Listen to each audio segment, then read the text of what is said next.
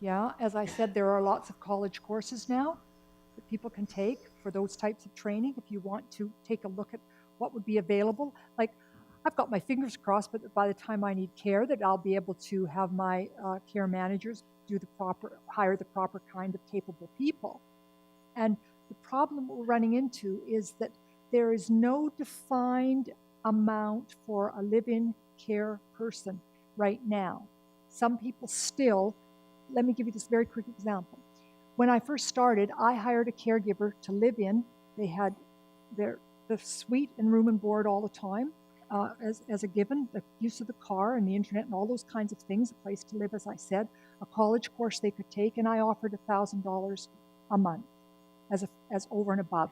So I had that going. So did a cousin of mine at the same time have that going with his mother.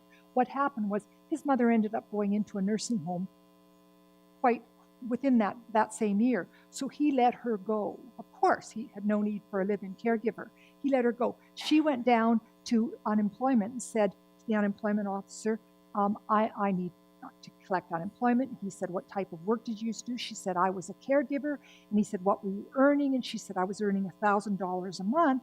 And he said, well, you realize you weren't earning enough. And she had the ability to go back and sue for all of the back wages.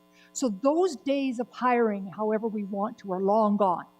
Now we look and we say, well, where are the guidelines? The workers' compensation, employment insurance, they all have some sorts of guidelines, but their guidelines are for 8 hours a day. There's nothing for live-in care.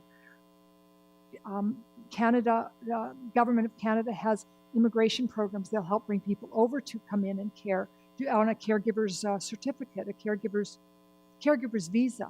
But you then have a lot of commitments for a period of time with those people. So if the person you want them dies within a few months, you still have a commitment to the person you brought over. So there's some problems going on there now.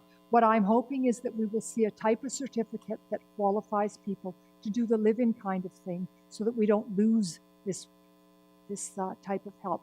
But right now, it's the luck of the draw with what you get. But by the time, as you said, all of us in this room need it 20 years from now, we'll have sorted that problem out, I'm sure. I hope.